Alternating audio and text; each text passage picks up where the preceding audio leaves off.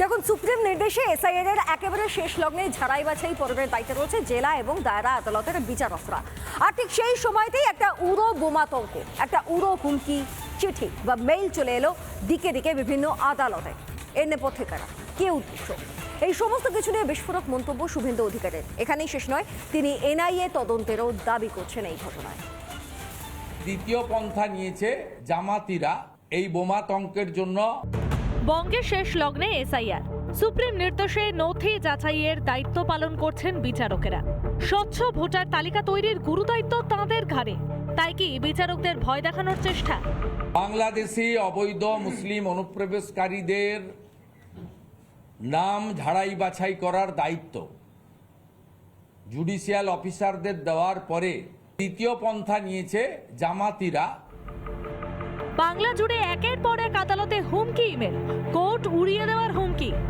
রাজ্যের একাধিক আদালতে বোমা মারার হুমকি এবং সেই হুমকি মেল পাঠানো হয়েছে বিচারকদের কাছে। কলকাতায় সিটি সিভিল কোর্টে, যে কোর্টে প্রথম এই হুমকি মেল আসে, পরপর 3টে ফ্লোর কার্যত কিন্তু খালি করে দেওয়া হয়।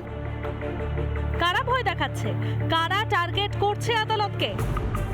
এই বোমাতঙ্কের জন্য আমি মনে করি বাংলাদেশি জঙ্গি আউটফিটরা এর সঙ্গে যুক্ত এবং তাদের পশ্চিমবঙ্গে যারা জামাতি মাইন্ডেড, যারা বাংলাদেশি মুসলিম অবৈধ অনুপ্রবেশকারীদের নাম ভোটার তালিকায় রাখতে চান, তাদেরও মদত থাকতে পারে। হুমকি মেলের তদন্তে নেমেছে এসটিএফ। দ্রুত অপরাধীকে চিহ্নিত করা হবে বলে আশাবাদী রাজ্যের মুখ্য সচিব নন্দিনী চক্রবর্তী। ঘটনার তদন্ত চলে এবং তা মিথ্যে প্রমাণিত হয়। আমরা সরকারের তরফ থেকে সকল বিচারক এবং বিচার প্রার্থীদেরকে এই মর্মে আমরা আশ্বস্ত করছি যে রাজ্য সরকার তাদের সুরক্ষার জন্য সর্বোচ্চ প্রাধান্য দিয়ে বিষয়টা খতিয়ে দেখছে। রাজ্যের তদন্তে ভরসা নেই বিরোধী দলনেতার। এই বিষয়ে এনআইএকে এই বিষয়ে তদন্ত করে দেখা উচিত। শুধুমাত্র কলকাতা পুলিশ বা পশ্চিমবঙ্গ পুলিশ তথা মমতা পুলিশকে দিয়ে এই তদন্ত করলে হবে না।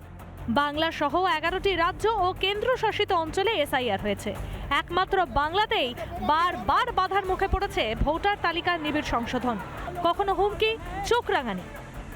না জেনে ফর্ম ফিল আপ করবেন না, আপনার ডিটেলস নিয়ে গিয়ে ভোটার লিস্ট থেকে নাম্বার দিয়ে দেবে আর নিয়ে বলবে এই নাও এনআরসির নোটিশ নাও। কখনো শাসক নেতাদের গুন্ডামি।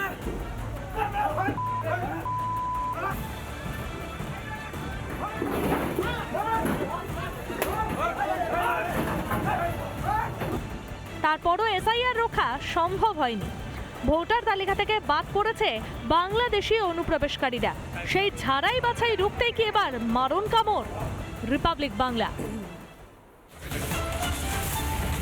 নানা ধরনের কন্টেন্ট দেখার জন্য লাইক করুন, শেয়ার করুন আমাদের ফেসবুক পেজ, সাবস্ক্রাইব করুন আমাদের ইউটিউব চ্যানেল। পাশাপাশি অন্যান্য ব্রেকিং নিউজের জন্য অবশ্যই চোখ রাখুন রিপাবলিক বাংলায়।